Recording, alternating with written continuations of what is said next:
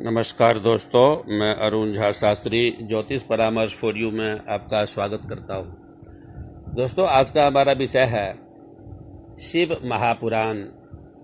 कथा के निमित्त भगवान शंकर के पूर्ण रूप काल भैरव एक बार सुमेरु पर्वत पर बैठे हुए ब्रह्मा जी के पास जाकर देवताओं ने उनसे अविनाशी तत्व बताने का अनुरोध किया। शिवजी की माया से मोहित ब्रह्मा जी उस तत्व को न जानते हुए भी इस प्रकार कहने लगे, मैं इस संसार को उत्पन्न करने वाला स्वयंभू अजन्मा एकमात्र ईश्वर अनादि भक्ति ब्रह्म घोर निरंजन आत्मा हूँ। मैं ही प्रवृत्ति पुरनिवृत्ति का मूलाधार सर्वलीन पूर्ण ब्रह्म हूँ। ब्रह्मा जी ऐसा की पर मुनि मंडली के विद्यमान विष्णु जी ने उन्हें समझाते हुए कहा कि मेरी आज्ञा से तो तुम सृष्टि के रचयिता बने हो, मेरा अनादर करके तुम अपने प्रभुत्व की बात कैसे कर रहे हो। इस प्रकार ब्रह्मा और विष्णु अपना अपना प्रभुत्व स्थापित करने में लगे और अपने पक्ष के समर्थन में शास्त्र वाक्य उद्धृत करने लगे। अंततः वेदों से पूछने का निर्णय हुआ तो स्वरूप धारण कर आए चारों वेदों ने क्रमशः अपना मत इस प्रकार प्रकट किया। ऋग्वेद, जिसके भीतर समस्त भूत निहित है तथा जिससे सब कुछ प्रवृत्त होता है और जिसे परम तत्व कहा जाता है, वह एक रुद्र रूप ही है। यजुर्वेद, जिसके द्वारा हम वेद भी प्रमाणित होते हैं तथा जो ईश्वर के संपूर्ण यज्ञों तथा योगों से भजन किया जाता है, सबका दृष्टा वह एक शिव ही है।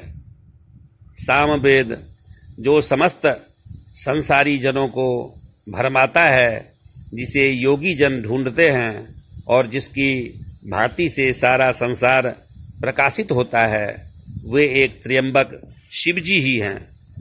अथर्ववेद, जिसकी भक्ति से साक्षात्कार होता है और जो सब या सुख दुख अतीत अनादि ब्रह्म है, वे केवल शंकर जी ही हैं। विष्णु ने वेदों के इस कथन को प्रताप बताते हुए नित्य शिवा से रमन करने वाले दिगंबर पीतवर्ण धूलि धूसरित प्रेम कुबेटाधारी सर्वावेष्टित विपनवाही निःसंग शिवजी को पर ब्रह्म मानने से इनकार कर दिया। ब्रह्मा विष्णु विवाद को सुनकर ओंकार ने शिवजी की ज्योति नित्य और सनातन पर ब्रह्म बताया, परंतु फिर भी शिव माया से मोहित ब्रह्मा विष्णु की बुद्धि नहीं बदली। उस समय उन दोनों के मध्य आदि अंत रहित एक ऐसी विशाल ज्योति प्रकट हुई कि उससे ब्रह्मा का पंचम सिर जलने लगा। इतने में त्रिशूलधारी नील लोहित शिव वहां प्रकट हुए तो अज्ञानतावश ब्रह्मा उन्हें अपना पुत्र समझकर अपनी शरण में आने को कहने लगे। ब्रह्मा की संपूर्ण बातें सुनकर शिवजी अत्यंत क्रुद्ध हुए और उन्होंने तत्काल भैरव को प्रकट कर उससे ब्रह्मा पर शासन करने के आदेश दिया। आज्ञा का पालन करते हुए भैरव ने अपनी बाईं उंगली के नखाग्र से ब्रह्मा जी का पंचम सिर काट डाला।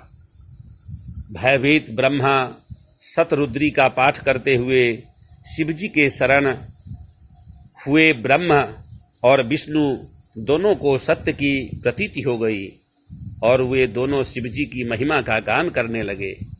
यह देखकर शिवजी शांत हुए और उन दोनों को अभयदान दिया।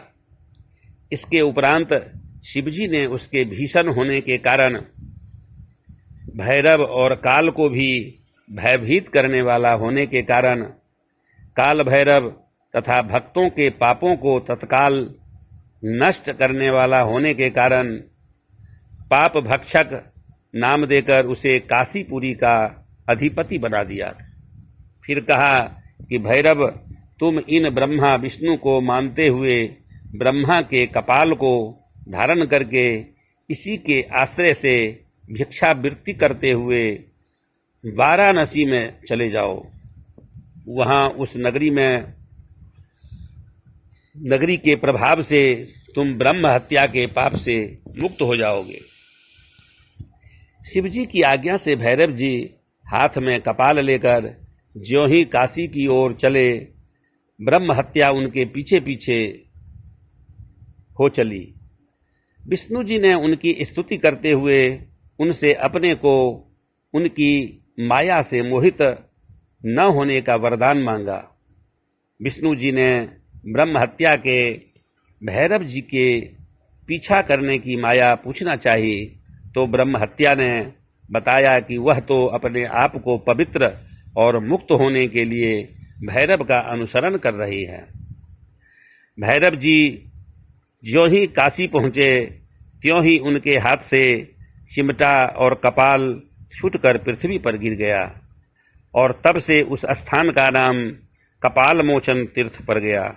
इस तीर्थ में जाकर सविधि पिंडदान और देव पितृतर्पण करने से मनुष्य ब्रह्म हत्या के पाप से निवृत्त हो जाता है। धन्यवाद।